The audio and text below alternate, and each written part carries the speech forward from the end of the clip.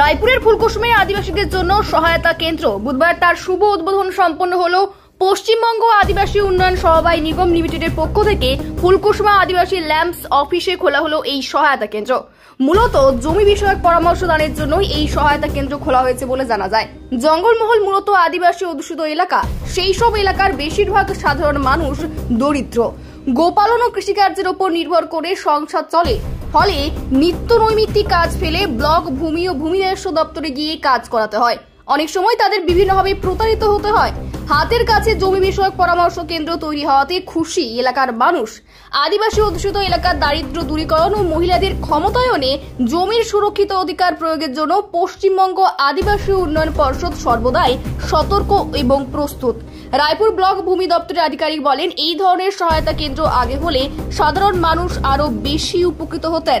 বারবার তাদের প্রতারণার শিকার হতে হয়। এবার তারা হাতের কাছে এই সহায়তা কেন্দ্র পাবেন, ফলে তারা অনেকটাই উপকৃত হবেন।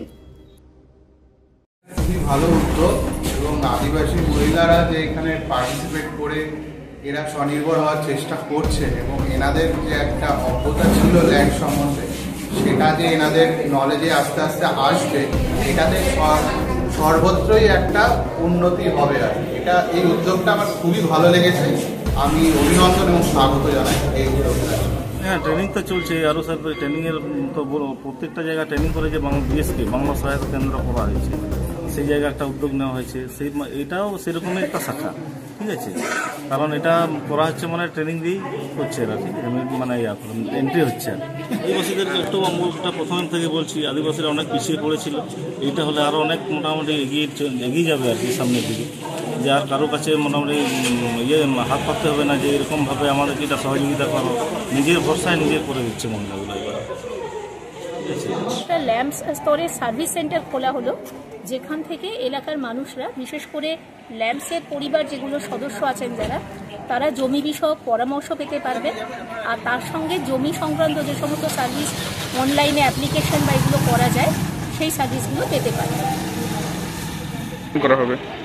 আমাদের এখানে এই ফুলকুসুমা ল্যাম্পসের সার্ভিস এরিয়া যেগুলো রয়েছে, সেই সব জায়গা থেকেই মানুষ সার্ভিস পেতে পারবে এবং মূলত আদিবাসী মানুষদেরকে ফোকাস করে করা হলেও নন ট্রাইবাল যারা, তারাও এখানে আসতে পারেন এবং একটা ন্যূনতম মূল্যে তাদের কাছ থেকে পরিষেবাও তাদেরকে পৌঁছে দেওয়া হবে।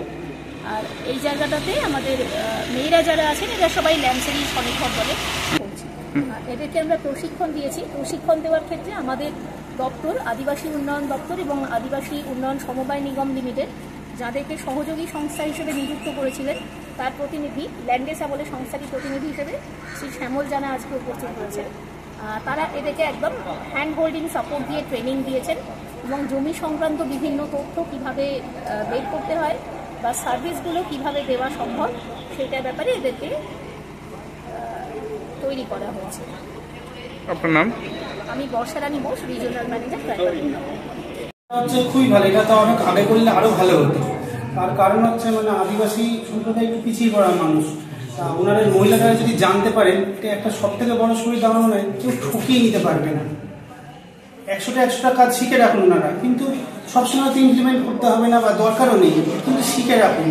এই যে একজন কে বললেন যে স্বামী অন্য জায়গায় থাকে, তিনি বলেছেন যে স্ত্রীকে দলিলটা খুঁজে বার করে, সে আর দলিলটা খুঁজে বার করতে পারে। আমি চাই এই জিনিসগুলো শিখে রাখুন, সব দেখে রাখুন, যাতে যে কোনো অসুবিধায় তারা এগিয়ে আসতে পারেন এবং সবাইকে সাহায্য করতে পারেন এবং ঠকবে না কারোর থেকে।